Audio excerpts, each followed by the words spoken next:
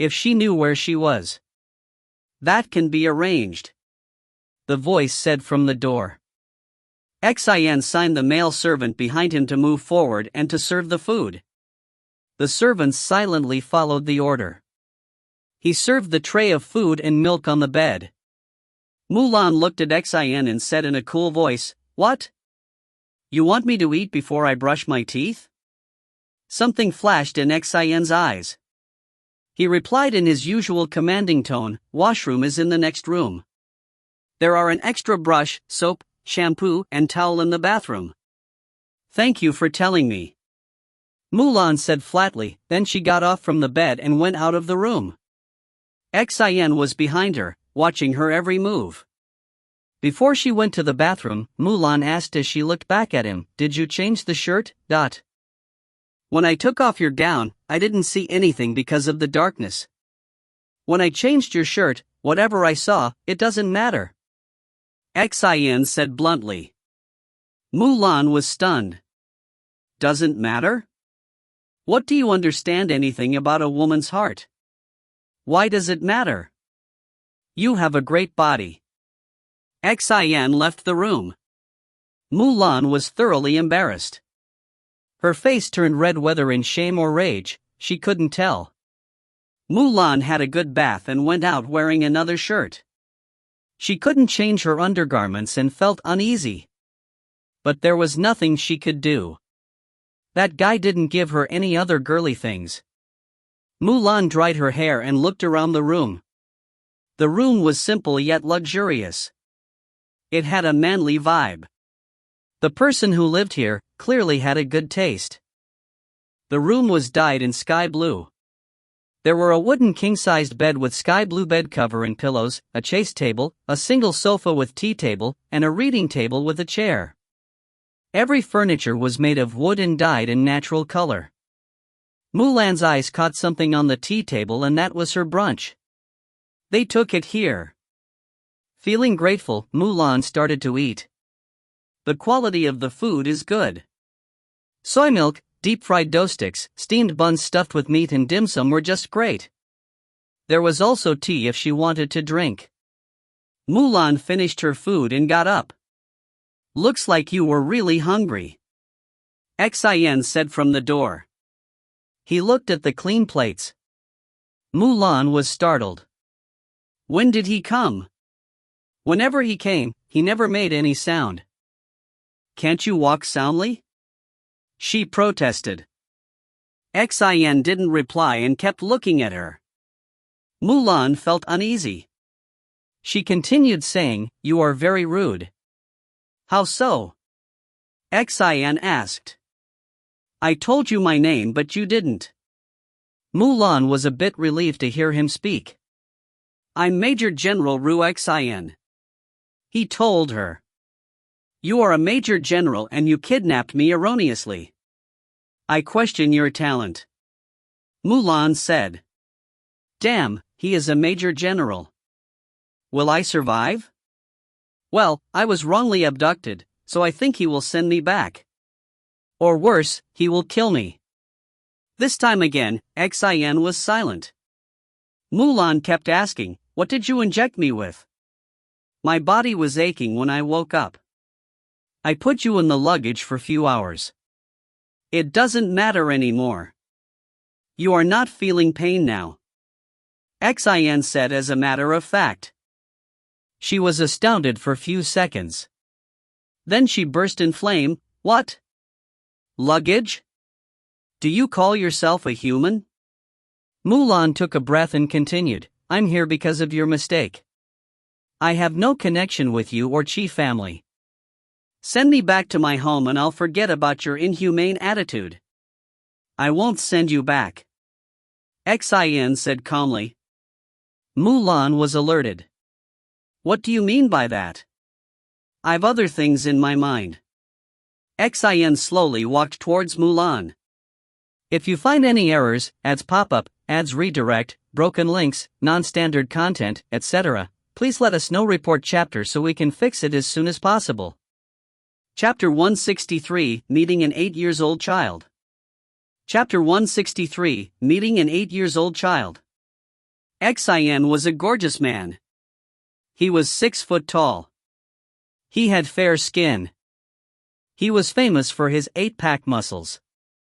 He had black army-cut hair, black fierce eyes, sharp nose and thin cruel lips. Xin was the only son of General Ru Yaozu. His mother died as soon as he was born. Xin grew up with strong discipline. He never received any parental love. Xin's father General Ru and grandfather General First Class Ru were busy with their army lives. They hardly paid attention to Xin. He neither had any close relatives nor any friends. He was practically alone. Soon, Ru Xin felt insecure. The boys around him wanted to be friends with him since he had such powerful background. Xin was intelligent enough to understand those fake smiles and bogus friendships. Xin grew up faster than the normal boys around him. Because he trained himself every day. His butler had military training and helped Xin to train himself as a soldier. During his teenage, Xin became a handsome young man. Girls started to get attracted to him. It didn't take time for Xin to get disgusted with those clingy women. In the meantime, people around him only got close to him because of his family background or his handsome face and body. Xin had no one to share his feelings and felt lots of pressure in his early age. He became frustrated and one day, he decided to kill himself and free himself from this monotonous life. Ru Xin was then 17 years old.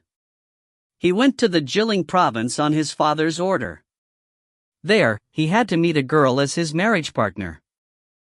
To visit this province, Xin was accompanied by his so-called marriage partner. She was a gorgeous girl at her age and extremely friendly.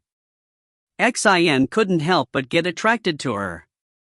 Just when he thought that he got a true partner in his life, he found her having sexual intercourse with some other dude. Xin recognized that man. That guy was no one other than her butler. Xin was overwhelmed by this sudden discovery. He realized that this girl had no interest in him at all. All she and her family cared about his family status. It was still dawn and Xin and his marriage partner were supposed to visit Peakta Mountain. He wrote a simple note and went alone. Xin thought of suicide. Thinking of that, he started to climb the mountain. When he came to the middle of the mountain, he heard a wail. Stunned, he looked down and saw an 8-year-old girl was behind him, climbing on the mountain on her own. But she was hurt badly as she fell. Before he could realize what he was doing, Xin went down and took the child in his arms. He went to the Heaven Lake. He sat on the bank of the lake and treated the child's wounds. Xin was relieved that he had his traveling backpack with him where he had his first aid box. It was his first time experience handling a child, it was even a girl. He wrapped the bandages gently on her arms and legs. The girl, all of a sudden, started to giggle. Her laugh ringed a bell in Xin's ears. He frowned and asked, "Oi kid, why are you laughing?" The girl said, "You never treated a kid before, did you?" Xin was astonished by her statement. How did she? He voiced his thought. Easy.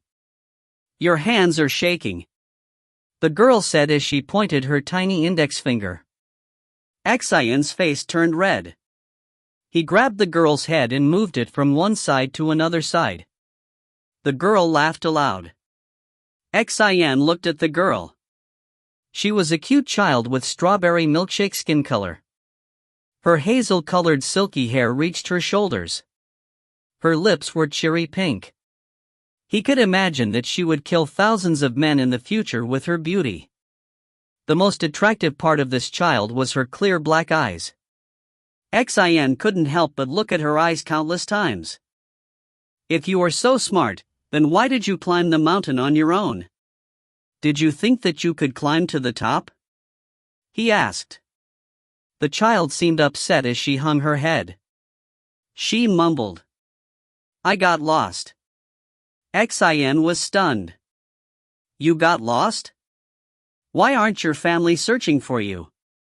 It can't be that they left you here and forgot to take you back. When I came, there was not a single soul. The child seemed to be thinking something very deep, and then she said, I doubt the power of your eyes. It was true. If there was not a single soul here, where did this child come from? Xin was embarrassed. He had a long way to go. He packed his bag, got up and offered the child a hand. The child took his hand and got up. Let's find your parents, that. As Xin started to walk, the child said, How can you be so heartless to make an injured girl walk on her own? I'm so pitiful. The child acted pitifully. Xin gave up on being surprised by her. This 8-year-old child was way too intelligent. He took the girl in his arms and the child started to giggle again. I was acting. The child showed her toothy grin to him. I know. Xin couldn't help patting her head. The girl said, My legs are hurting though. They will be healed in no time. Xin assured her. The child continued, What's your name, big brother? Ru Xin. He was already tired of talking. The girl cheerfully said, Big brother Xin, call me Lan. If you find any errors, ads pop up, ads redirect, broken links, non-standard content, etc. Please let us know. Report chapter so we can fix it as soon as possible. Chapter 164, Small Agent. Chapter 164, Small Agent. Xin put this little girl on his shoulders. As she was sitting on a tall man's shoulder, she could see many things from afar. Happily, she swung her legs and almost lost her balance. When Xin saw that she was about to fall, he immediately grabbed her little legs and said, Behave. Big brother Xin, you are so rough. You should be gentle towards women. Little Lan said like a learned person. I don't see one. All I can see is a kid. Xin said. It was the first time he was talking this much with someone else. How rude. Just wait and see, I'll become the most beautiful girl in the world and you will have to ask me for my hand in marriage. The child said proudly. Xin burst into laughter. For the first time in his life, he laughed loudly. Tears formed in his eyes and his belly hurt. After minutes of an excessive laugh, he said, Fine, you win. They walked few minutes. Just then, the child's stomach growled. Her stomach was just behind Xin's head. Startled, Xin stopped on the track. Big brother, the little girl started to talk pitifully. I know. Let's go and have something to eat first. Xin took her to a nice and comfortable restaurant. Xin gave little Lan the menu. What do you want to eat? Egg drop soup, vegetable chow mein and orange juice. The child ordered. Xin lifted his right eyebrow. Are you sure you can eat all those things? The little girl showed him a proud expression. She replied, Don't worry, big brother Xin, I have a stomach of an elephant. Not to mention that I wasn't able to eat anything in the morning. More importantly, I hate wasting food. Why didn't you eat anything in the morning? Xin asked. She must be hungry for a long time. He thought. I can't tell big brother Xin that I was locked in the storeroom last night and I escaped in the morning. Little Lan thought. I wasn't hungry. The girl lied. Xin didn't believe her. But he also didn't want to pry into others' business. He just met her. He didn't even know her well. He could tell that the little girl was smart. He could also understand that she was not a street girl. Her upbringing was good and she was well taken care of. Does your family like you? Xin asked. Yes, my parents love me a lot. When the little girl said that, her cheeks became red and her eyes were full of warmth. And they still left you alone in the middle of the mountain. Xin said. He did believe her expression, But he had a hard time believing that someone would be heartless enough to leave their child alone. "Oh, you don't understand. I'm traveling and got lost," the girl said. Xin choked on water. "And who gave you the permission?" He wasn't sure whether to believe her or not. "My parents always say that if I want to learn about the world and I want to become stronger, I need to visit places and shouldn't burden others. That's why I planned on visiting alone," the little girl said. Xin's head started hurting after talking to her. He didn't want to know about her family. He thought that her family was crazy enough to think that. He changed the subject and said, "This restaurant is famous for ice creams and cakes. Why didn't you order any dessert?" Xin believed that kids, especially girls, liked ice creams and cakes. "Those things don't have carbohydrate, protein, iodine, and vitamins. Though they are certainly delicious, I have to preserve energy for my upcoming adventure." This girl. Xin didn't ask her anything anymore. He didn't want to hear whatever she had in her mind. However, her personality was striking. As they began to eat, Little Lan asked, "Why are you traveling here? You don't seem like a guy who is looking for adventure." Xin was busy eating dim sum. Without even looking at her, he replied, "Then what did it seem to you?" "To me, earlier you looked like that it was the end of the earth for you. Now you don't look like that anymore. Your eyes are twinkling. It seems that you are enjoying," Little Lan stated. This time, Xin choked on his food. "Who is she? She isn't a robot or a superficial human, is she? Maybe she is a small agent?" Xin hurriedly finished his food and said, "Kid, go home. If you find any errors, ads pop up, ads redirect, broken links, non-standard content, etc., please let us know. Report chapter so we can fix it as soon as possible." Chapter 165 Lan, are you okay? Chapter 165 Lan, are you okay? As soon as the little girl was out of Xin's sight, he started to miss her. He remembered her last words before she left, "Big brother Xin, people are born alone and they die alone, so if they are alone in this huge world, what's wrong with that? If this world is too big for you, make it smaller on your own. You will be able to breathe again." Xin didn't know that this kid had had to suffer in the house she lived in to accept such a statement. She must have experienced many hardships since she was born. However, Xin was lucky compared to her. He didn't have to fight against his family. So, what was he in that little kid's eyes? A spoiled brat. Even though Xin didn't know about the kid's lifestyle, he was ashamed when he realized that a child told him in a roundabout way that she was smarter than him. Xin was a proud man. He could never accept such humiliation. "Just wait and see, kid. You will be the one who will want to marry me in the end."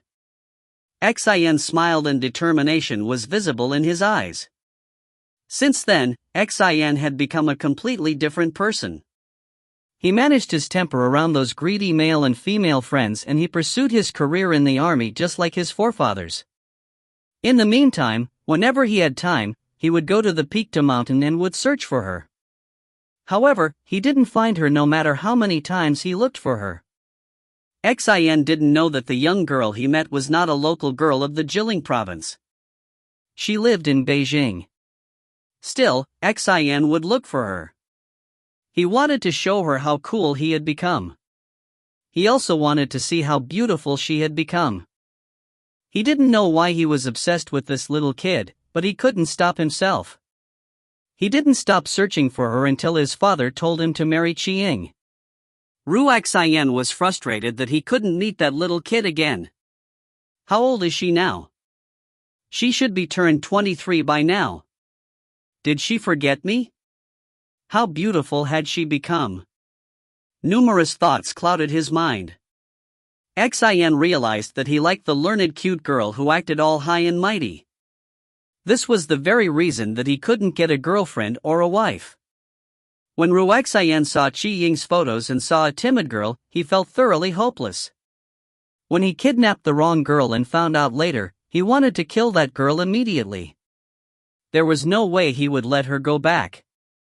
He would never risk his career for a girl. But then, something caught his eyes. That was her black transparent eyes. The more she was in pain, the more her eyes became fierce. He could look at that sharp glare in those mystic eyes for an eternity. Then she said, "My name is Mu Lan. Lan. I found her." Xian let go of her neck and went to his room. His blood was boiling and his heart was beating crazily. His mind was in chaos. He took a cold bath to regain his composure. After he calmed his heart and mind, he went out of the bathroom and looked at Qi Ying's photos. Qi Ying's soft gaze, timid look made him disgusted. He tossed her photos. He knew what he had to do. I can't let her go, he thought. When Mu Lan was taking a shower, Xian ordered the servant to serve the foods in his room. When Mu Lan was eating, he was looking at her. Seeing her eating just like 15 years ago, his heart was full of happiness. She was cute when she was eating. She was cute when she was startled. She was cute when she was bickering at him. Then Xian said, "I won't send you back." Mu Lan was alerted. She asked, "What do you mean?" Slowly Xian walked towards Mu Lan while saying, "I have other things in my mind." As he drew closer like a tiger was drawing near to a deer, Mu Lan stepped back. She was now highly wary about Xian's behavior. She asked, "What other things?" Mu Lan was frightened right now. She clearly thought that she was going to die. As they took the wrong target, if they were to return her, they would be found out. It might become an international thing. This major general would never risk his own life and career. But why would he let me take a bath or let me eat? It doesn't just seem right. She thought that too. Mu Lan walked back till her back touched the cold wall. That doesn't make Xian stop at his track. Mu Lan became extremely nervous. She lost her common sense. She wanted to live, badly. She wanted to see many things. She wanted to achieve many things.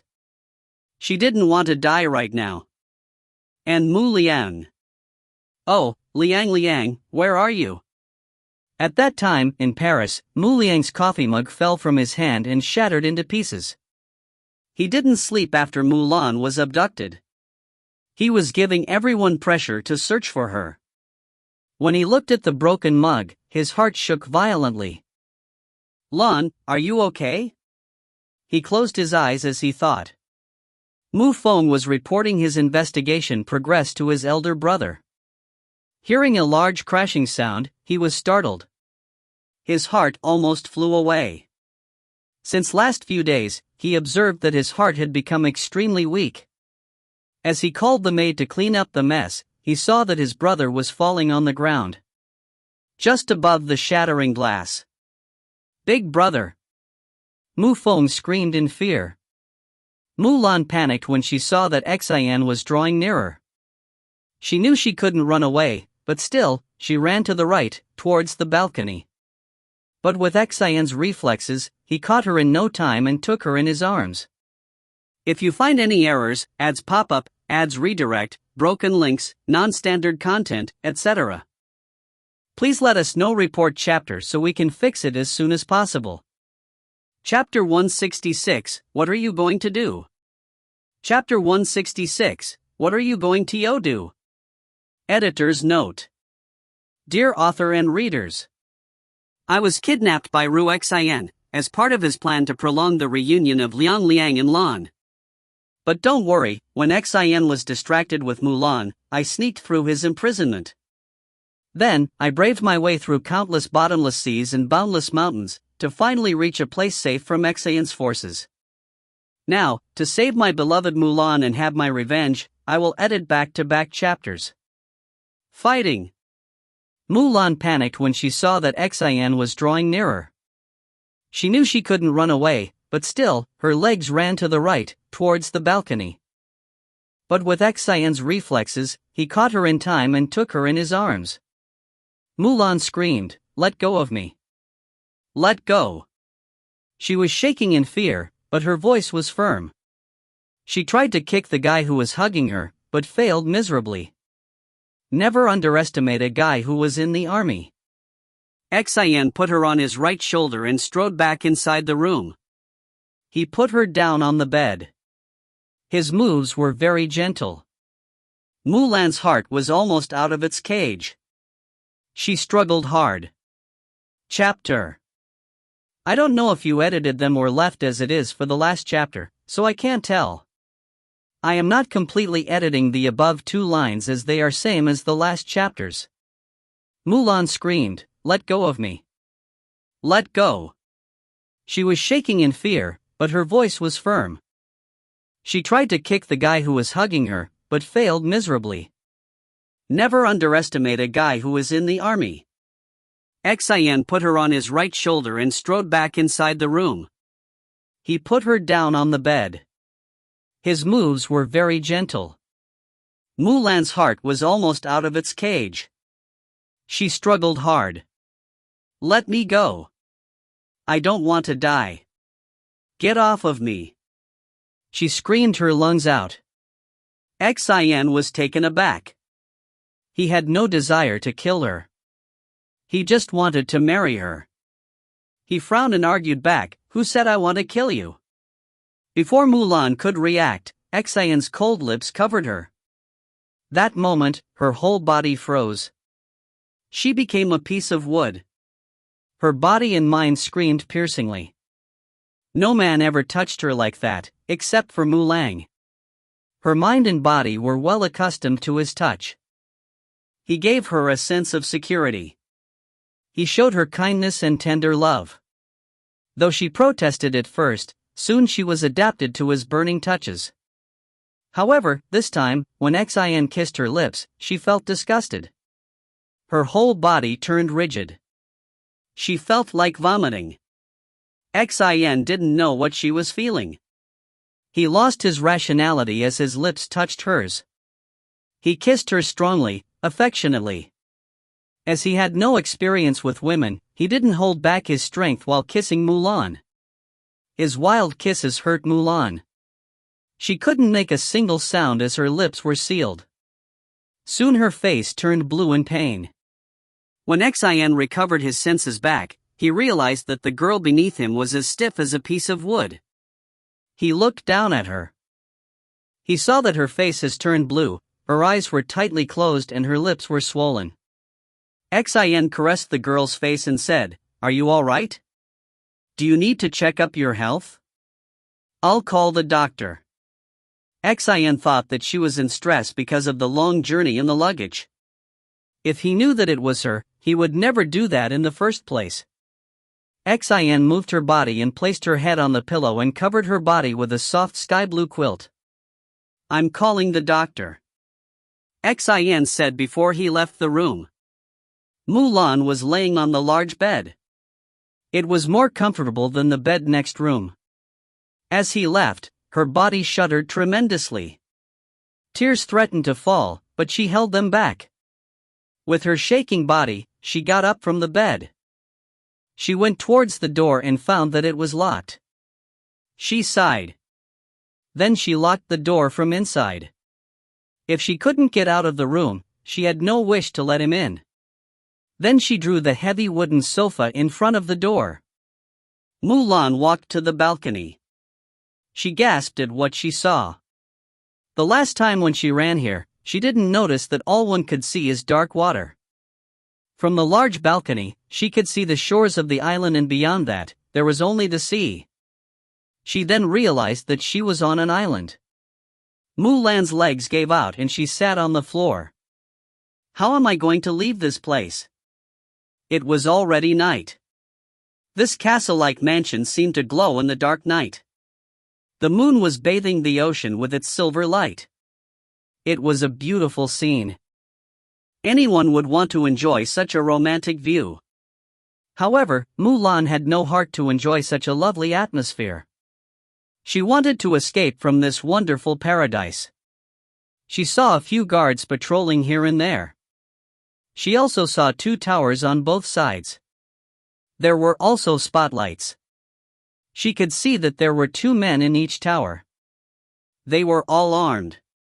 They have an army stationed here as well? Mu Liang clenched her fists. If there were guards in the tower, it was obvious that there were guards on the ground too. They might be in the dark, so no one could see them. It was impossible for her to escape from here at night. How would it be possible in the daytime? Meishu screamed, "What are you even saying? Are you out of your mind?" Xin replied, "I was looking for her all this time. Who knew she lived in Paris and she was in Mu family? Now that I found her, I have no desire to leave her again."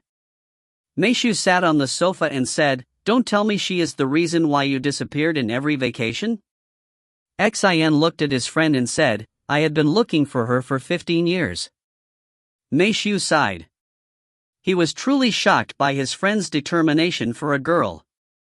He somehow guessed that his friend had some other woman in his heart, but he couldn't ask Xin. Xin's disappearance also made him curious. Now he had witnessed it. Meishu asked in a weary tone as if he was tired, "What are you going to tell your father and grandfather?" "Whatever they say, it doesn't matter anymore. I found what I have been looking for." Xin replied. "You can't hide her forever. She is from the Mu family. Do you want to make it international? Think about your career too?" Meishu didn't like where it was going. "Career? I'll bet my life on her. I cannot lose her again," Xin said strongly. "What about her personal life? What if she has a lover, a boyfriend, or a fiancé? What will you do then?"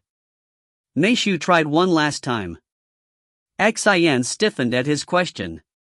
Then he said, "That can be arranged," he said calmly. His expression was dark. A sudden chill went down Meishu's spine. He warily asked, "What are you going to do?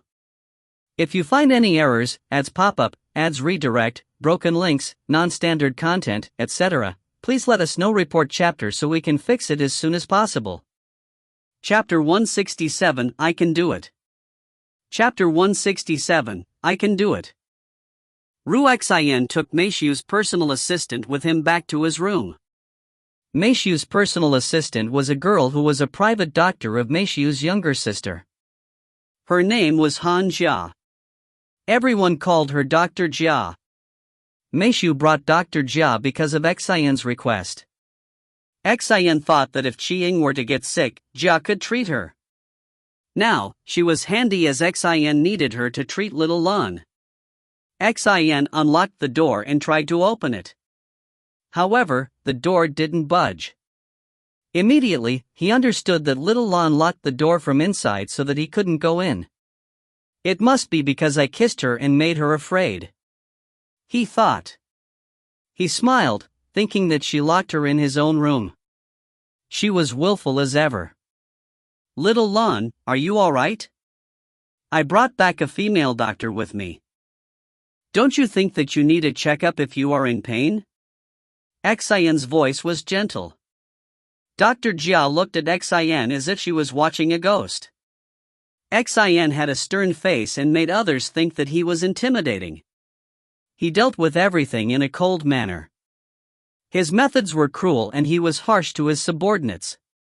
Even though he cared for them. That made him very popular within his group. However, it was a well-known fact that Xin hated women. Especially those sultry ones. He never talked to women if they weren't his subordinates. Even so, he treated them the same as he treated his male subordinates. Which meant, those who were under him had tasted his ruthlessness. Dr. Jia had been working under Meishu for 3 years. Even she had to taste Xin's rudeness. But just like other girls, she fell in love with his harshness. She never minded his attitude. Moreover, she liked it. However, hearing his kind voice to this little Lan, Dr. Jia found out a new secret about Major General Ru. She became really curious about this little kid. Xin politely knocked and asked about little Lan's well-being. But it seemed that little Lan was upset about what happened between them. Xin told Dr. Jia to head back. After she left, Xin went to the East Tower with his binoculars. He went to the third floor and put the binoculars in front of his eyes. Xin could clearly see Mu Lan. The light was turned on and she was in the balcony sitting on the floor. She was upset as she looked at the dark ocean. It looked like she was waiting for someone to come and rescue her.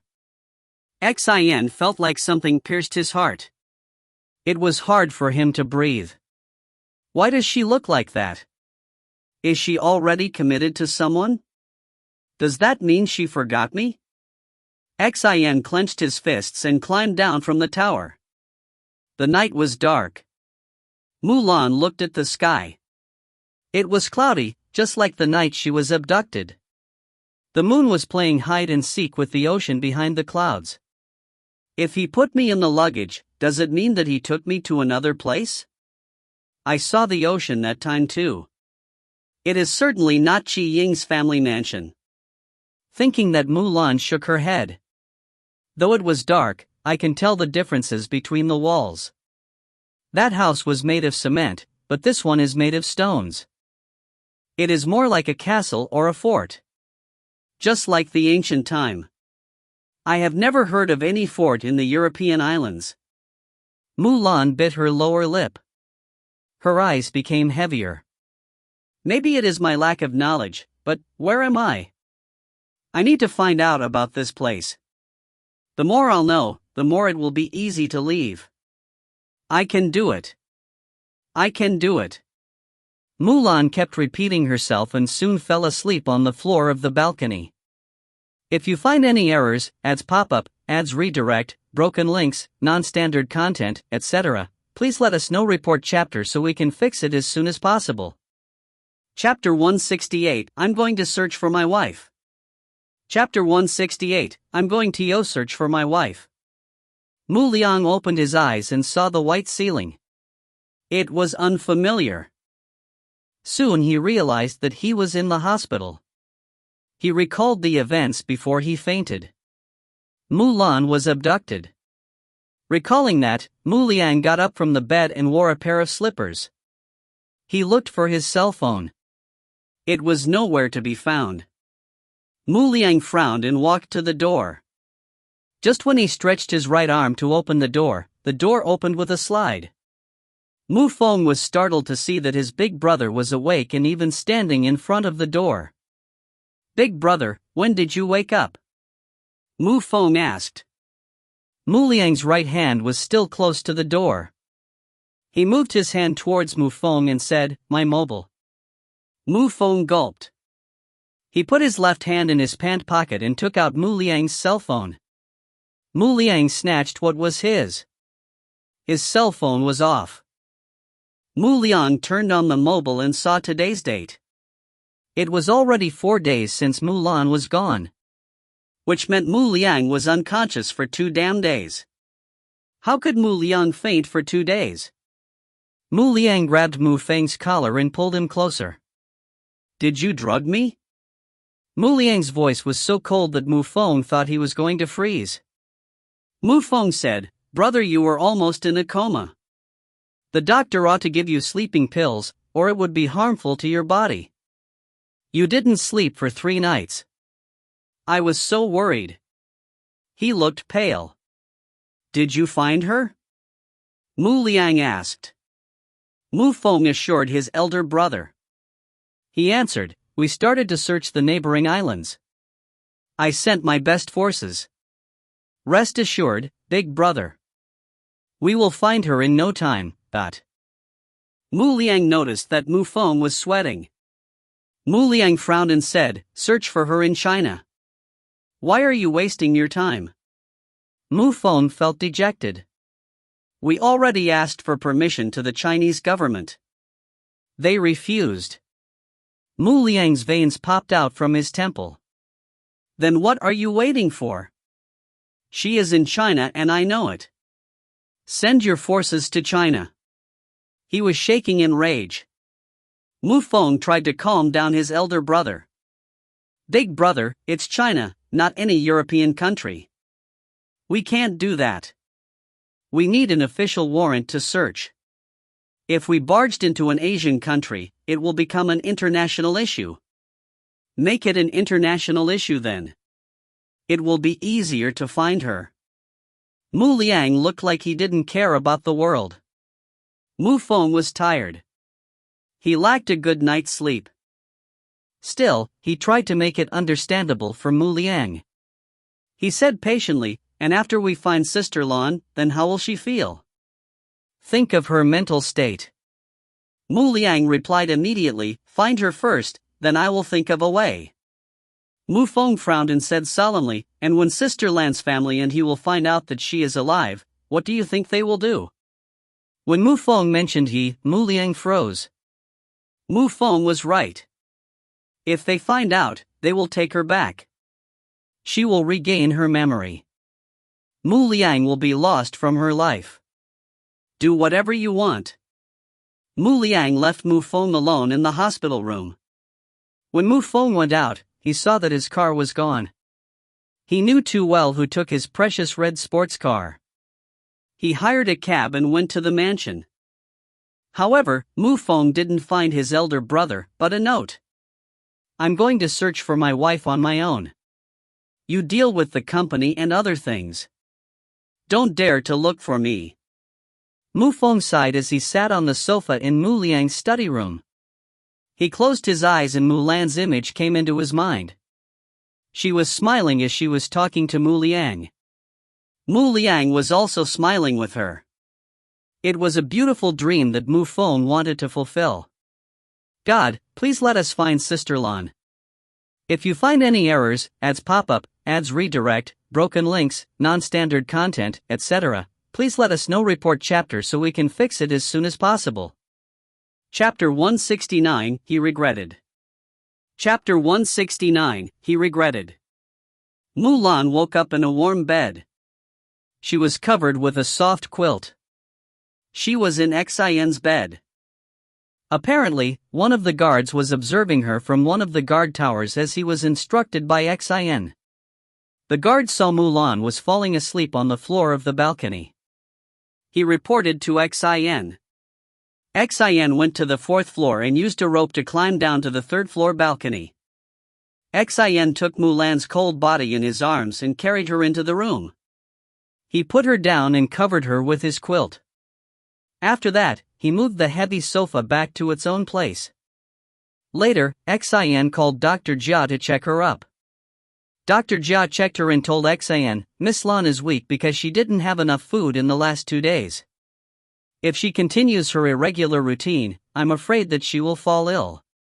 She also went through a huge trauma recently, still, her mental health is okay. It is surprising and also good for her. You can't give her any stress, or it may cause a mental breakdown. Xian turned pale hearing Dr. Jia's words. He asked as his voice nearly quivered, huge trauma for what? Is it because I brought her here? Dr. Jia shook her head. She said, it's not that, Major General. I assure you.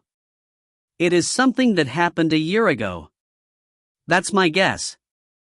Just take care of her. Make sure that she eats healthy food from now on. Xian nodded and said, I will. After Dr. Jia left, Xian looked at little Lan. His eyes were gentle.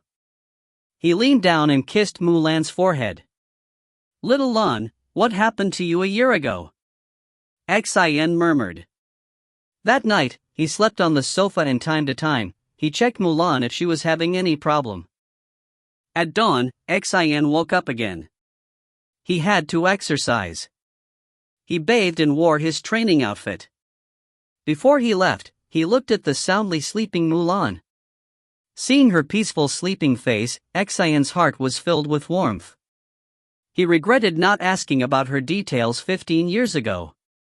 He regretted not keeping his contact with her. But he would not make the same mistakes again.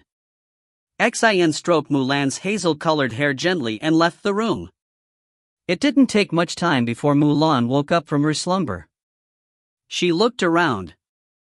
Seeing herself on a bed, she jumped up. Mu Lan quickly left the bed and went to the washroom to freshen herself. Then she took out another shirt of Xin from the wardrobe and wore it. If he doesn't buy me a single dress, then I'll wear his shirt. Serves him right. Mu Lan huffed. She slowly moved closer to the door and twisted the knob. Surprisingly, it was open. Feeling delighted, Mu Lan opened the door and peeped outside. There was a long corridor and not a single person was present. If she didn't see guards last night, then she would think that this place was abandoned. Mu Lan walked through the corridor and saw some paintings of generals and generals first class hanging on the stone wall. She started to read the names of those pictures: Ru Guzi, Ru Jiang, Ru Chao, Ru Huika, Ru Yaozu, Ru Xin. Mu Lan looked at the last picture and got startled. The kidnapper. Oh, I remember, his name is Ru Xin. Mu Lan looked at the painting of this handsome, stoic man. Not bad, but far away from Liang. She thought as she stroked her chin. You are awake, Miss Lan. A beautiful voice said. Startled, Mu Lan looked where the voice came from. I'm Dr. Han Jia. Nice to meet you. Dr. Jia said as she gave a beautiful smile. If you find any errors, ads pop up, ads redirect, broken links, non-standard content, etc., please let us know. Report chapter so we can fix it as soon as possible. Chapter 170. Chapter 170, She can wear my clothes from now on. Mu Lan looked at the beautiful woman in front of her. Dr. Jia was taller than her. Her physical appearance was close to Yen Su. She had an attractive pair of eyes, a delicate nose, and plump lips. Her curves were well put. She was a beauty, but if Mu Lan was to compare Dr. Jia and Yen Su would win. Mu Lan looked at the woman in front of her. She politely bowed and said, Nice to meet you too. Mu Lan noticed that Dr. Jia's eyes flashed. She didn't like it. You have been abducted here for 3 days. You haven't eaten well in the past few days. Are you all right? Dr. Jia looked concerned. Dr. Jia wanted to see if Mu Lan panicked that she was here for 3 days. Is she faking it? If Shui Lin was here, she could analyze her in a blink. Mu Lan thought. She didn't let her suspicion get to Dr. Jia. So, she smiled and said, Actually, I'm hungry. She rubbed her belly. Dr. Jia looked surprised. Soon she regained composure and said, Please come with me to the dining hall. I'll ask the chef to prepare breakfast for you. I want wontons and dumplings, dim sum, pancakes with egg, tofu pudding, and soy milk. Mu Lan said in one breath. Dr. Jia didn't know what to say. She opened her mouth a few times but closed it again every time. A few seconds later, she found her voice and said, All right, Miss Lan. Please come this way. Mu Lan followed her as she tried hard to cover her smile. As they were walking, Dr. Jia asked casually, Miss Lan, aren't you uncomfortable wearing a man's shirt? If you want, you can borrow one of my dresses. Mu Lan guessed that this Dr. Jia didn't like her wearing a man's clothes or perhaps the kidnapper's clothes. But this kidnapper didn't buy her dresses, she decided to wear his clothes. And until he bought her new clothes, she would continue wearing his clothes. Mu Lan smiled and said, No, I like wearing a man's shirt. Thank you for your generosity, Dr. Jia was almost choked by her own saliva. After that, no one talked. Soon they arrived in the huge dining hall. Mu Lan found out that Dr. Jia was acting like the lady of the house. She treated Mu Lan like a guest. Mu Lan, on the other hand, didn't feel bad. Why should she care if this doctor acted like the lady of the house or not? As long as Mu Lan could get out of this place, she was happy. When the breakfast arrived, Ru Xin entered the dining hall. He took a bath after training and wore a new pair of shirt and pant. Xin looked at Mu Lan and saw her wearing a new shirt of his. His heart was in the abyss of spring. Seeing him looking at Mu Lan's wearing shirt, Dr. Jia said innocently, "Major General, for a grown woman like Miss Lan, she should not wear a shirt of a man." I offered her my dresses, but she said that she liked to wear a man's clothing. Xin was stunned as he heard that. He looked at Mu Lan and asked her, "Little Lan, is that true?" Mu Lan frowned at the nickname Little Lan. She was mad at him because he kidnapped her wrongly, held her captive and forcefully kissed her. She didn't reply and silently ate her grand breakfast. Xin said as if he was talking to himself, I just ordered a bunch of branded dresses for Little Lan. Too bad, she doesn't like wearing female clothes. Looks like she likes pants and shirts. Then, she can wear only my clothes from now on." Saying that, he sat on his chair and started to eat his breakfast. Mu Lan was speechless. Did I dig my own grave? She thought. If you find any errors, ads pop up, ads redirect, broken links, non-standard content, etc., please let us know. Report chapter so we can fix it as soon as possible. Chapter 171, 3 Years of Pursuit. Chapter 171, 3 Years of Pursuit. Han Jia was an intelligent woman. She graduated from Beijing University. Her medical skills were top-notch. Han Jia wanted to apply to China's most popular hospital. But her course of future suddenly changed, because of that year's Christmas party. At that party, she met a handsome fellow with perfect manners. That man was none other than Major General Ru Xin. Xin was hard to get and he didn't like sultry women. He was well educated, had a bright future ahead and was from an excellent family. He was in one word perfect. The more Jia knew about him, the more she fell in love with him. Jia wanted to chase after him. As Xin didn't like persistent women, she chose a sophisticated way to chase after him. That time Meishu was looking for a personal assistant and a private doctor for his younger sister. Jia took the chance and partook in the interview. For her excellent results, she became Meishu's personal assistant as well as the personal doctor of his younger sister. This way Jia changed her course of future. For 3 years, she had been working under Meishu and tried to be close to Xin. However, Xin never even looked at her properly, and he treated her the same as his subordinates. Even though he was harsh and ruthless to her like he was to everyone else, she was still the love-struck sheik as ever. However, everything turned upside down when Mu Lan got abducted. Xin took her home and became exceptionally gentle. Dr. Jia saw that her longtime crush had feelings for someone else. So how should she feel? She was jealous. She was curious. Dr. Jia wished to know Little Lan, whom ruthless Major General adored. What made Dr. Jia feel stunned was Xin let Mu Lan stay in his room and even let her sleep in his own bed. Dr. Jia knew that Xin didn't like others entering his room, not even his longtime friend Meishu. Dr. Jia was even more dumbstruck when she saw Xin was worried about Mu Lan when Little Lan locked herself in his room. He neither got mad nor did he bickered like he usually did. What did he do? He asked his Little Lan if she was sick or not. Moreover, he went to the tower to check up on her. Dr. Jia felt like she was going to hell. At last, she was able to see the girl who Major General adored so much. She saw a beautiful Chinese girl. She got jealous to see such a beautiful girl. Yes, Major General Xin's taste was exceptional. Dr. Jia admitted. However, she didn't want to admit that this Little Lan would have her longtime crush. Still, Dr. Jia was happy to know after examining Mu Lan that her health was weak and her mental health was even weaker. If Mu Lan was pushed a little further, she was a goner. It would be hard to bring her back to the normal state. In the morning, Dr. Jia went to the 3rd floor to meet Mu Lan.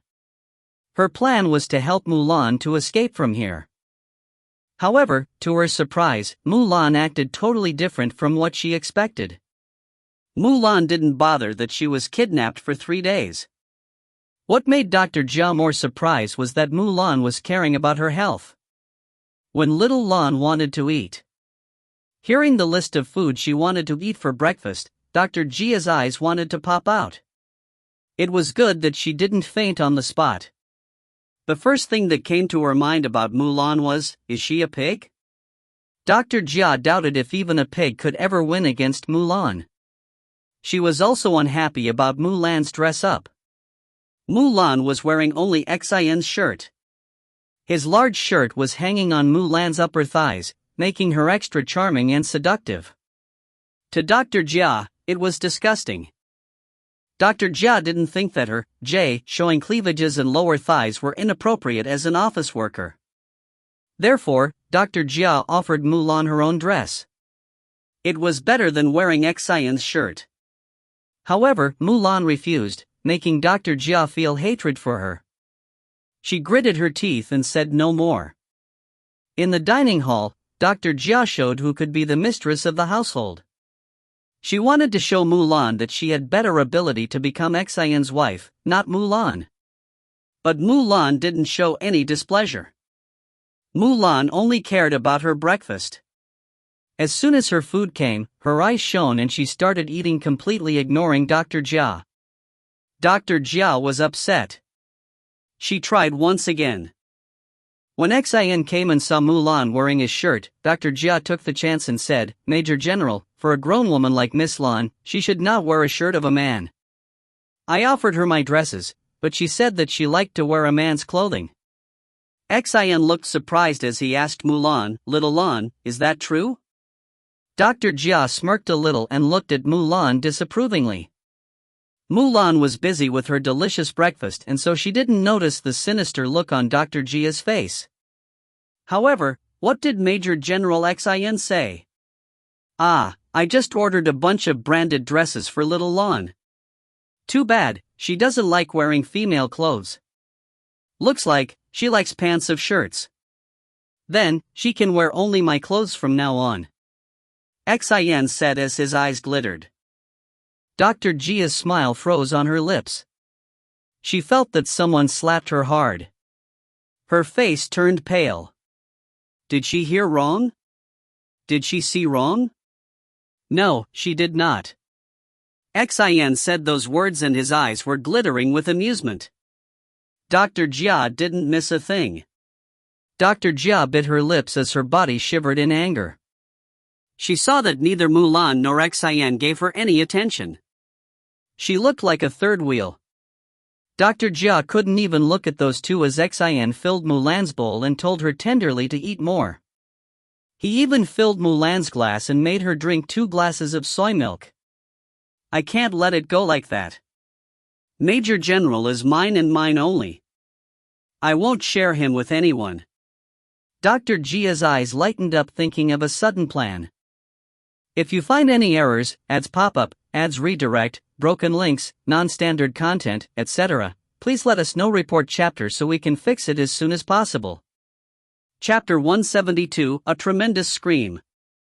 Chapter 172, A Tremendous Scream. After Mu Lan finished her breakfast, Xin tried to wipe her mouth gently. She moved her head the other way. Xin smirked a little, then grabbed her head in one hand and wiped her lips. Mu Lan pouted and got up from the chair. She strode off of the room. Xin shook his head helplessly and got up from the chair to chase after her. "Little Lan, can we not talk?" Xin said as he came after Mu Lan. Mu Lan looked at him and stared at him coldly. Xin felt that someone stabbed his heart. It hurt, a lot. He said, "Please, listen to me, Dot." "Sure, tell me, when will I be able to leave?" Mu Lan crossed her hands. "Can you not leave?" Xin felt someone squeezed his heart. Mu Lan frowned as she asked, "What do you mean?" "Marry me, little Lan," Xin said. His proposal was more like a prey. Mu Lan was taken aback. "What?" She asked herself in her mind, "Did I hear it right? I have been searching you for 15 years. Now I accidentally found you again. I can't let you go now. I won't be able to live. Xin said desperately. If the proposal wasn't surprising enough for Mu Lan, next words were enough to make her dumbstruck. Why, you know me? Mu Lan couldn't help but stutter. Xin turned pale as he heard her question. Did you forget? Well, duh, I lost my memory. But I can't tell you that. It might become even more dangerous. She thought. You were looking for me? Mu Lan didn't tell him that she had zero recollection of her past. However, she needed to know how much he knew about her. If he actually knew her family or her address, it would be very helpful. You were only a kid and I didn't believe most of your words. I thought you were a local of the Jilin province. Your accent matched theirs. Who knew that you were there to visit? I couldn't find you no matter how many years I searched. I regretted that I didn't ask more about you. Xin said in a pained voice. So, we met in the Jilin province. We were nothing more than acquaintances. Mu Lan thought as she was disappointed. I'm sorry to tell you that I'm already engaged. I can't marry you. You should take me back or I don't know what my family will do to you if they find out that you abducted me. She bluffed. Mu Lan didn't know if Mu Liang or Mu Feng would ever try to find her. But she heard Mu Liang's voice multiple times like telepathy. She wasn't sure what to think of it. She could only pray that she would go back safely and soundly. Xin trembled a little as his handsome face turned white. You are engaged? Mu Lan felt a bit sorry for him. After all, he had searched for her for 15 years. Still, she had her own life which should not be disturbed. She said straightforwardly, I'm not only engaged, but also I'm a student who has a promising future. I don't want to mess up my life. Xin suggested, you can study here. You can study after marriage. Mu Lan interrupted, there is someone in my heart and that person is not you. Her voice was firm. What she said wasn't a lie. Mu Lan knew that she loved someone in her past whom she met in her dreams, though she didn't know him, that person was not Xin. Xin clenched his fists. His heart shattered in pieces. Xin pondered for a few seconds. Should I let her go? Should I not let her go? Thinking for a while, he came to a realization. He came closer to her and held her right hand. He said, still, you cannot leave this place until you marry me. His hold tightened and forcefully took her in his room. He could never let her go. Why are you doing this? You will never become happy. Mu Lan tried to take her hand away. But Xin's hand was like iron, it didn't budge. As long as you are by my side, I will always be happy, Xin said as he dragged her. Mu Lan winced in pain. But I won't be happy. I will make you happy, Xin said firmly. He took her in his room and said, stay here for now. Until I give my permission, don't leave this room. Xin shut the door, but he didn't lock it. He didn't need to. She could not get out of this island on her own anyway. Xin went outside and lit up a cigarette. He heard sounds of heels, but he didn't look back. Major General. Dr. Jia said. She looked as alluring as ever. What is it? Xin said nonchalantly. His voice carried iciness. He was already upset. So, he didn't want to deal with anything at this moment. I know a way to make her stay before marriage. She said. Her eyes were smiling. Xin sneered. She can't escape anyway. It is an island. If her family comes to take her back, we cannot refuse. You have to give up on her. However, if we go according to my plan, you can marry her without any trouble. Even her Mu family cannot take her away from you. Dr. Jia said carefully. Xin frowned and looked at her. Elaborate what you want to say. Let's use our 0. Her eyes shone. Xin froze on the spot. Impossible, he said immediately. It would kill her. Dr. Jia refused to back down. She said, but Qiying is still alive. She is completely healthy. General asked me to inject Qiying the drug if Mu Feng came. The general's plan never failed. Father never showed mercy to anyone. Not even the weak people. Xin sighed. Then he looked at Dr. Jia and asked, are you sure that she will be fine and won't be harmed? We have the antidote. Dr. Jia said. But it is not for fully recovering. Xin's frown deepened. Major General, I'm also part of the team. We are close to finding an antidote. Dr. Jia assured. Xin thought for a moment. Then said, if it doesn't hurt her, continue with your plan. He laughed. Xin didn't see Dr. Jia's eyes that moment. Mu Lan was sitting on the sofa and reading a military book. She was upset and bored. What else could she do in a locked room? So, she took Xin's strategy book. She thought that it might help her to escape from here. Suddenly, she heard a knock. Mu Lan didn't reply. The door opened and she saw Dr. Jia's face. Hello, Miss Lan. Dr. Jia brightly smiled. What do you want? Mu Lan was not in a good mood. Dr. Jia's smile made her feel even worse. The doctor beautifully said, I'm here to give you a medicine. You had a rough journey and it caused your health deteriorating. I don't need it. Mu Lan refused. Please don't say that. I'll lose my job.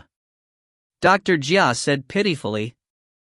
Mu Lan didn't say anything at first, but then, she agreed. Her heart wasn't in it. Dr. Jia smiled brightly again and opened a small case. There was a syringe.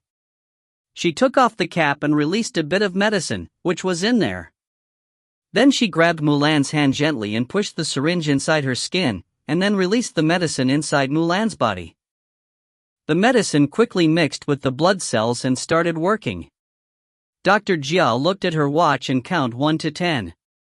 After 10 seconds, a tremendous scream filled the whole castle. If you find any errors, ads pop up, ads redirect, broken links, non-standard content, etc., please let us know. Report chapter so we can fix it as soon as possible. Chapter 173, Burning Pain. Chapter 173, Burning Pain. Mu Lan's whole body felt like burning in fire. She never went through such painful experience before. When people were burnt, they died. But for Mu Lan, it was eternal. She was burning, but she would not die from it. It was more like she was in hell for her crimes of her mortal life. Mu Lan fell on the floor.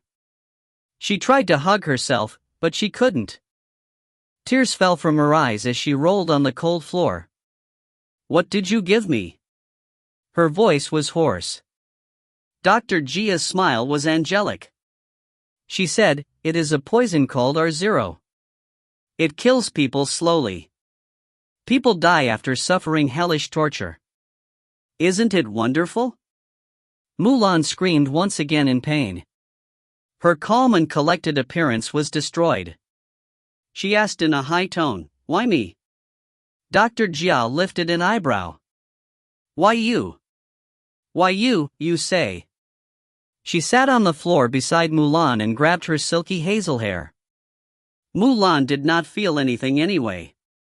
Her body was already in the 7th hell. She felt that she was drowning in blood and fire. She had no time to think or feel if someone was pulling her hair or not. Did you think I will let you have Major General Xin? He is mine and mine alone. Dr. Jia pulled Mu Lan's hair till she could see Mu Lan's pained expression. Mu Lan could hardly hear anything that the doctor said. She almost passed out. She said in her broken voice, take him if you must. I already have a fiancé. Looking at Mu Lan, who still didn't back down and showed a deadly glare, Dr. Jia felt annoyed. She threw Mu Lan's head on the floor and stood up. She said, I think you don't want the antidote. If you want it, beg me. Go to hell. Mu Lan cursed and again gave out a hideous scream. The doctor was very unsatisfied. She pulled her right leg higher to kick Mu Lan in the head. That's when someone barged into the room. What's going on? Xian's expression was grim and his voice carried iciness. The moment he entered, he saw little Lan lying and Dr. Jia was ready to kick her. Dr. Jia was startled and nearly fell, but she balanced herself. However, she couldn't stand long. Xian came close to her and threw her on the ground. The doctor's face twisted as she was in pain. Xian hurriedly went close to Mu Lan and took her in his arms. Mu Lan was feeling better on the cold floor. As soon as she was in Xian's warm embrace, she twisted her body and screamed, let go. Tears covered her whole face. Xian felt like someone pierced his body by cutting him several times. He looked at Jia, who was still in the ground, and asked, what did you give her? He glared at her. R0. I didn't know that it will make her feel pain. Dr. Jia shuddered. Xian placed Mu Lan on the bed and came close to the doctor. He pulled out his pistol and put it on her head. You didn't know? You are one of the researchers of this poison and you did not know? You think that you are working under an idiot? And no, I don't dare to. Dr. Jia turned pale. Give me the antidotes. Xian's icy voice made the doctor tremble in horror. But they won't heal her 100. She stuttered. Give them to me. Xian's commanding voice echoed in the bedroom. Dr. Jia hurriedly gave him a box which contained the antidotes. Xian poked her head with his pistol and said, go to the campus and bring back the real antidote. I'll give you 3 days. If you don't come back in time, wait for the news of your family's assassination. Dr. Jia's eyes turned red. Tears flew from her red eyes. She nodded. Get lost. I don't want to see your face again. Xian said as he poked her harder with his weapon. Dr. Jia got up and walked as fast as she could. She clenched her fists and her beautiful face turned ugly. I won't forgive her. I will never forgive her. Because of Mu Lan, Xian put a pistol on Dr. Jia's head. It was very humiliating for her. Xian came closer to Mu Lan and asked worriedly, little Lan, does it hurt too much? He tried to touch her hand. Mu Lan slapped his hand away as she rolled in the bed. Her head was going blank.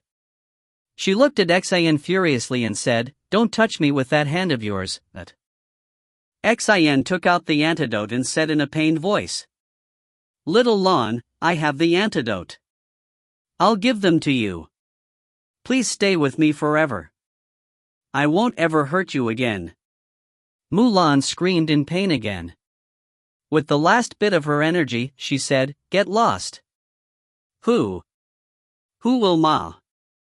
RRYU? Liang. Liang wouldn't hurt me like this. Even in pain, she remembered what Xuelin told her at the ball. You should love him with all you have. Not everyone can have a rich, handsome, caring and loyal husband. You should consider yourself lucky. Mu Lan's tears fell as she thought of that. She murmured Liang Liang few times and lost consciousness. Xian was frozen on the spot. Someone was actually better than him, it made him go crazy. Something hurt him even more. That was, Mu Lan said that he was hurting her. I'm hurting you? Xian murmured. But when he heard call Mu Lan Liang Liang few times, he frowned.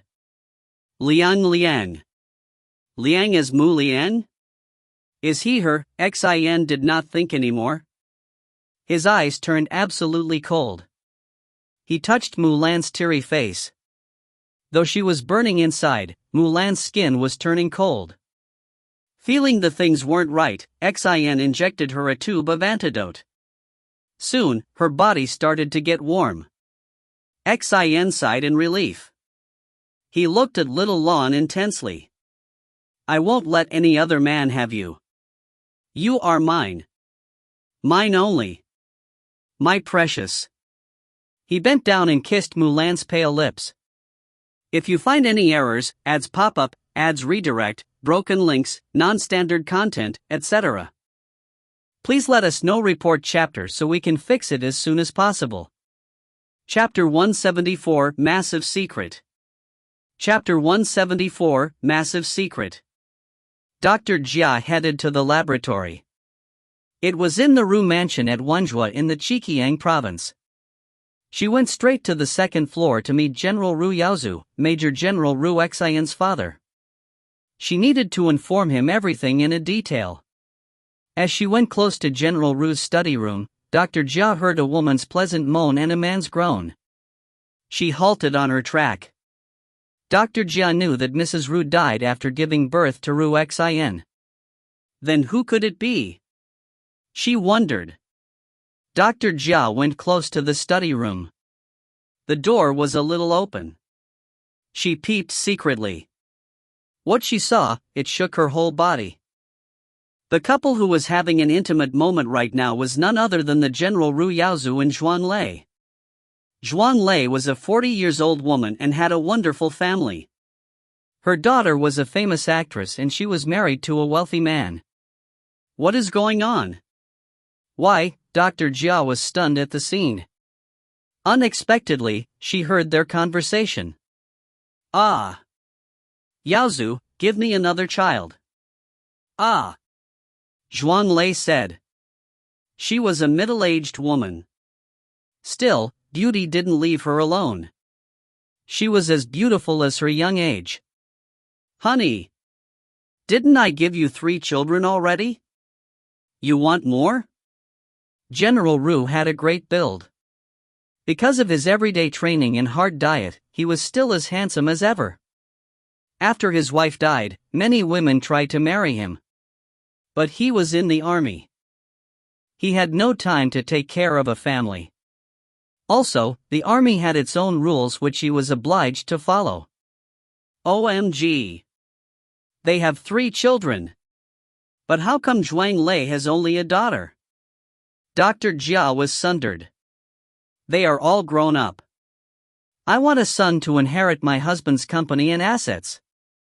Zhuan Lei said.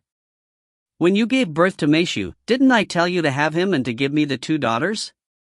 Yaozu sighed as he moved against her. What? B-boss, my bossy Meishu is their child? Dr. Jia didn't notice that her legs had started to shake. Zhuan Lei was delighted after getting intense pleasure. Ah. I wanted to gift you our firstborn to you. Now I want a son. Please give me a son. We are together for so long. This is the second time that you want something from me. The first time, when you wanted a child, I gave you 3. Tell me how many children you want this time. I'll give you as much as you wish for. General Ru Yaozu said. I want a son. I don't care how many of them. Just give me a son. Zhuan Lei said. General Ru Yaozu smirked and said, Okay, honey, let me give you lots of children. He went deeper and Zhuang Lei's moans became louder. Dr. Jia's legs gave out. She sat on the floor. 2 people, from prestigious families, were having an illicit relationship. If they were to find out that Dr. Jia knew everything, what would they do to her? Trembling, Dr. Jia got up and walked to the ground floor, the laboratory. In here, she had her own room. The doctor opened her diary and started to write what she had learned just now. It was a massive secret. 30 minutes later, she finished writing and put the diary in her bag. She was thinking of hiding it somewhere. But she couldn't find a safe place. Suddenly Dr. Jia recalled a wooden cottage in the Jilin province. It belonged to a girl who died a year ago. Hua Lan, your cottage is the safest place to hide this massive secret. If you were to know this, how great it would have been. Dr. Jia murmured. She took the private jet of Ru family and flew to the Jilin province. She looked at the wooden cottage. When Dr. Jia was little, she used to visit this place a lot and would play with Hua Lan. It was Hua Lan's grandparents' cottage. That time, Lan used to stay here often. But Hanjia suddenly went abroad during her teenage and they never met again. Dr. Jia looked around the cottage and felt nostalgic. She put her diary in the chest drawer and then left the cottage after glancing back one last time. When Dr. Jia went back to the Ru mansion, she asked the butler if General Ru was home or not. In the morning, she didn't find the butler and went on her own, then found out a massive information. She didn't want to make the same mistake again. After she met General Ru, he looked cold and distant, a man everyone respected. Who could have thought that he had such secrets under his sleeves? Dr. Jia shivered before she started talking about the poison R0.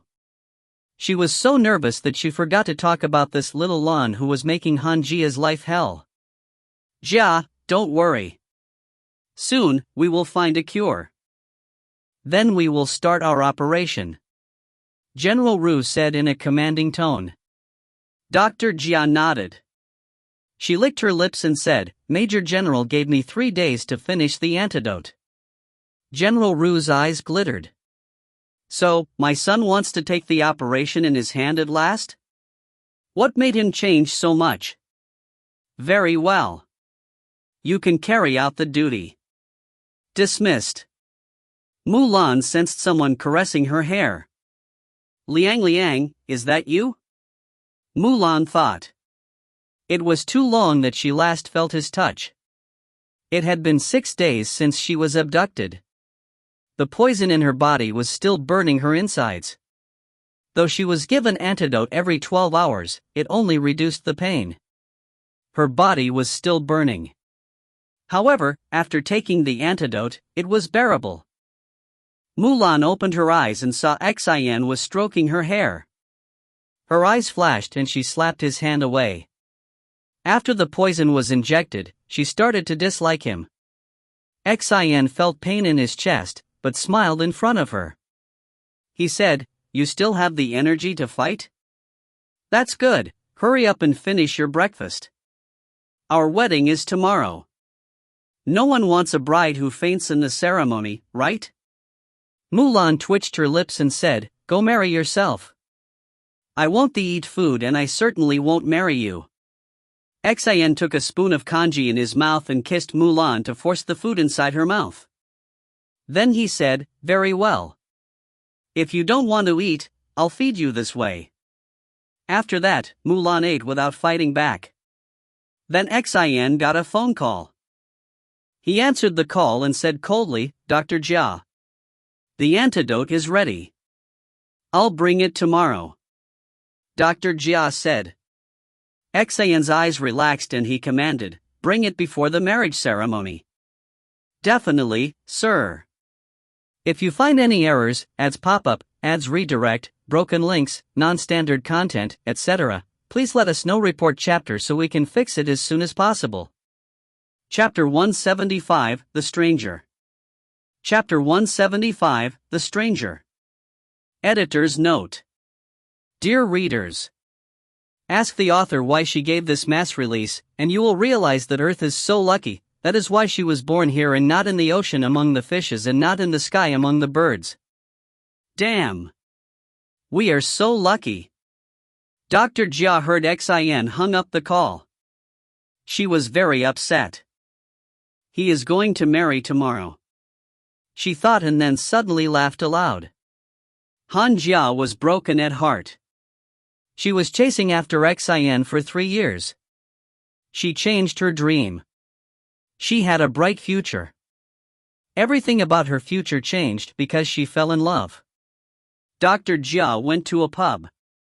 She gave an order to the bartender. The bartender gave her martini. She sipped a little and smiled, thinking of her encounters with Major General Xin. After a while, a man sat beside her. She looked at him. She was drunk, so she could only see him vaguely. It was a handsome young fellow in his 20s. He was drinking beer. The guy gazed at the seductive woman beside her, who was looking at him without even blinking. Her eyes were red and moist. "Broke up with your boyfriend?" he asked. Han Jia nodded. Her eyes welled up with tears. The man sighed and said, "Just now I saw my girlfriend kissing a colleague of mine. We are so pitiful." Han Jia choked while talking. The stranger patted her back sympathetically and said, "Let's drink to forget our sorrow." He held out his glass. "Cheers." Han Jia twinkled her glass with his. 30 minutes later, both got drunk. Holding each other intimately, they left the pub. The drunk man said, "Jia dear, what do you do? You must be very popular in the office you work." Drunk Han Jia laughed aloud. "I am a doctor and a private assistant of Major He." The man said, "Major? Sounds like the military. You are so beautiful and tough, my dear Jia." Han Jia was flattered and giggled. She proudly nodded and said, "I'm also a researcher of a poison." The man held her close and said, "Poison? I'm afraid that you will harm your body." Han Jia liked their closeness. She rubbed her body against him and said, "I won't get hurt. We are going to launch an operation soon. We will release the poison, and with the antidote, we will become the most powerful nation." The man kissed her lips and said, "It sounds awesome, dear Jia. You will become a heroine." Dr. Jia subconsciously kissed him back. She felt happy that a man called her heroine. She was so happy that she became emotional. She said in a sad tone, "But my hero will marry the bitch Lan tomorrow. I will become a widow. I did a good job injecting the poison in her body. If I don't give her the antidote of the poisoner zero, she is as good as dead." Ha ha ha. Suddenly she felt extremely good and laughed. The man kissed her passionately and said, "You did a great job." "I did, didn't I? Just wait for her to die. I will claim what is mine," Han Jia said confidently. "Before that, let me claim you first." The man kissed her again. Dr. Jia giggled and said, "Okay, baby." She kissed him back. The two went to the 5-star hotel and went to a luxurious room. But they didn't have time to praise the beauty of their surroundings. Soon they took their clothes off and had an intimate session. The man's intense lovemaking made Han Jia pass out. The guy took a bath and then wore fresh clothes. He looked at the girl who was sleeping soundly, then locked the door after he went out. He went to the next room and knocked on the door. He used the Morse code. The door was opened immediately after the knock. A man was sitting on a chair and working on the laptop non-stop. He looked at the person who entered the room and said, "Bing Gwen, it is 3 in the morning. It should be something very important." Bingwen looked at his boss and said nervously, "Boss, I found out about the location where young mistress is. If you find any errors, ads pop up, ads redirect, broken links, non-standard content, etc., please let us know. Report chapter so we can fix it as soon as possible." Chapter 176 Operation R0. Chapter 176 Operation R0. Bingwen looked at his boss and said nervously, "Boss, I found out about the location where young mistress is." Mu Liang looked at his subordinate and said, "Say that again." Bingwen said, "I met Dr. Han Jia in the local pub. She is the private assistant of Major Meishu. According to Han Jia, Major He Meishu and Major General Ru Xian are good friends. They abducted young mistress. She is in the private island of the Ru family. Han Jia said that tomorrow morning, Xian is going to marry the young mistress." Saying that, Bingwen gulped his saliva. The temperature suddenly dropped in the room. Bingwen didn't dare to look at his boss. He was looking down. Mu Liang said after few seconds, "Prepare your team. I will call Feng." He took his cell phone. Bingwen interrupted, "There is something else." Mu Liang said, "Go on." Bingwen started, "General Ru is up to something dangerous. He created a kind of poison called R0. Mu Liang's eyes narrowed. He heard the name 4 years ago, from Grandpa Lu. He created the poison, and after he was betrayed by his best friend General First Class Ru Wika, grandfather of Ru Xian, Grandpa Lu destroyed the antidote and other research papers and fled with his life. That time, Mu Liang's father Mu Jin helped him. Bingwen continued, "He is planning to spread the poison and make the people of the world affected with it. He plans to rule the world. They just created the antidote. It means that they are going to start the operation after the wedding. Dr. Han Jia is one of the researchers of the poison R0. She said that." He couldn't continue. Mu Liang's expression was grim. "She said what?" Bingwen sweated and said, "She said that she injected the poison R0 in young mistress's body." "What did you say?" Mu Liang was furious to the core. Bingwen shuddered as he continued, "As she also said that young mistress was as good as dead." There was a pin drop silent. Bingwen could even hear his own heartbeats. Mu Liang ordered coldly, "Don't let that woman go. Hold her captive. Ready your force." He didn't say more. Bingwen left with his precious soul. He went to his room and glanced at the woman who was sleeping soundly. He felt disgusted and hatred filled his heart. He nearly lost his life in his boss's room. "This is your last good night's sleep, dear Jia. Prepare for the worst." Saying that, he called his team and gave them instructions. Mu Liang on the other hand called Dr. Lu Feng, his longtime friend. "Liang, where are you? Do you know how worried?" The moment Lu Feng answered the call, he started to complain. Mu Liang interrupted him saying, "Call your grandpa and ask him to bring ready tubes of R0 and 3 tubes of its antidote. You go to the mansion and Feng will give you the fastest jet. Ronald will be the pilot. Go to your grandpa, take R0 and the antidote and then come to the location I give you. Got it?" Lu Feng was silent for a few seconds. "I got it. But what is R0? Later." Mu Liang hung up. He called his younger brother. Mu Feng answered immediately. "Big brother, I was about to call you," he said with excitement. Mu Feng's espionage team found out the relation between Qi family and the Chinese military. The Ru family wanted Qi Ying to marry into their family as a bargaining chip. They planned to do something hideous. Mu Liang calmly heard everything his younger brother wanted to say. Then he said, "Feng, tell Ronald to prepare out a jet plane. Lu Feng will come soon. Instruct Ronald to take him to the Lu forensic lab in Italy. After that, I'll send him a location. He has to go there. Send Hugo with them."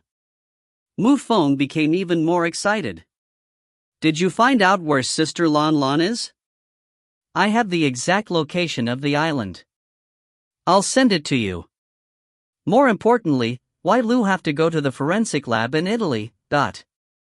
Mu Liang took a deep breath before saying, "She was injected the same poison. I'm bringing my special force." Mu Feng's eyes turned excessively cold. "Do that." Mu Liang hung up. If you find any errors, ads pop up, ads redirect, broken links, non-standard content, etc., please let us know. Report chapter so we can fix it as soon as possible. Chapter 177, Mr. President. Chapter 177, Mr. President. Mu Liang closed his eyes and imagined Mulan's torturous expression. He shuddered as his heart broke. "Wait for me, Lan. I'm coming." It was more like a promise.